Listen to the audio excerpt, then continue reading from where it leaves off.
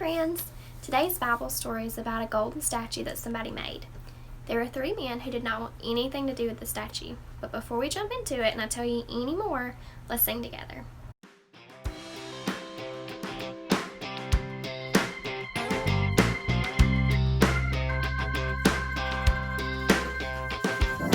Psalm 46, 1 and 2.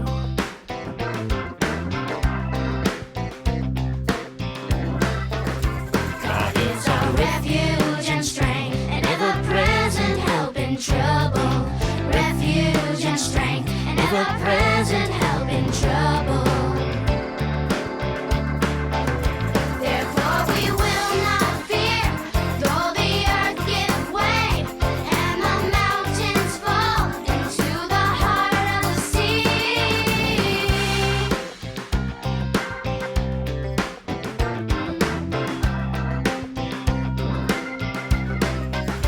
God is our refuge and strength, an ever-present help in trouble.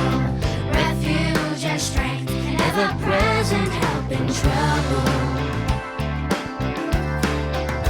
Therefore we will not fear, though the earth give way, and the mountains fall into the heart of the sea.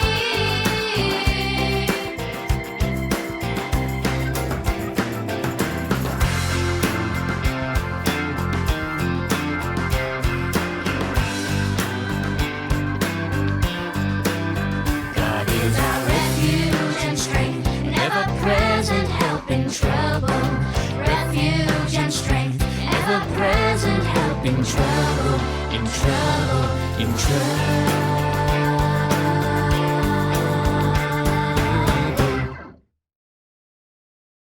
Our big idea for today is God gives extraordinary courage.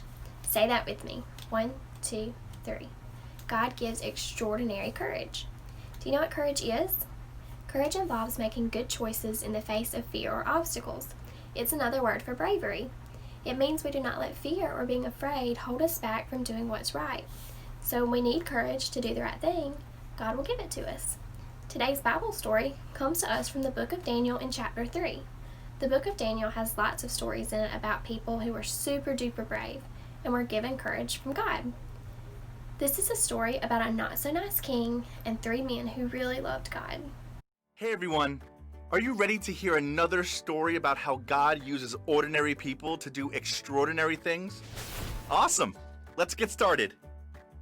There once was a king named Nebuchadnezzar thought he was a really big deal. In fact, Nebuchadnezzar was so full of himself that he built a huge gold statue of himself. He wanted all of the people to bow down and worship it whenever a special trumpet was blown.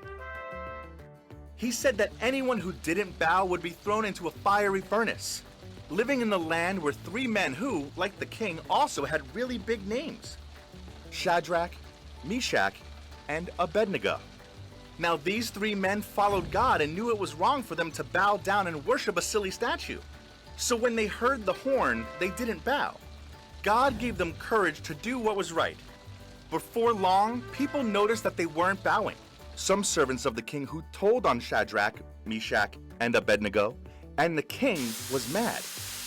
He ordered they be thrown into the furnace immediately, and in case the hot fire wasn't enough to harm them, he demanded they be tied up so they couldn't get away.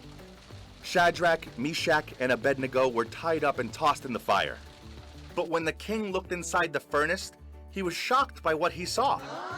There was Shadrach, Meshach, and Abednego walking around, no longer bound by ropes.